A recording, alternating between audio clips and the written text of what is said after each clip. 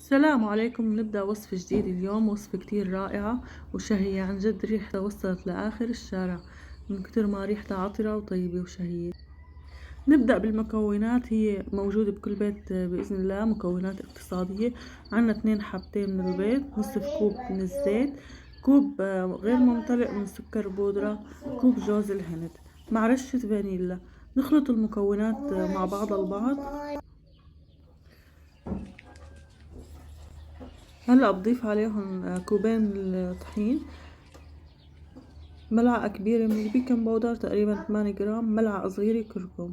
الكركم حيعطيها لون كتير رائع، مثل كأنه مشترينا جاهز. جوز الهند الأقراص اللي بتشوفوها جاهزة، عن جد الطعم طلعت والوصفة نفس الجاهز. كتير كتير وصفة سهلة للمبتدئين اللي ما يقدروا يحضروا هديك الوصفة تبعت جوز الهند.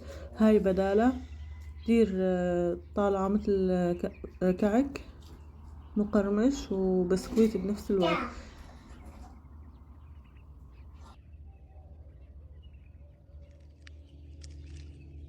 هلا الفرن لازم يكون حامي، رح تاخد معنا وقت من 20 ل 25 دقيقة تقريبا، وبصير لونها بهذا اللون الذهبي الرائع. عن جد وصفة كتير طعمتها بتشهي وهشة وطرية من الداخل، بنصحكم تجربوها.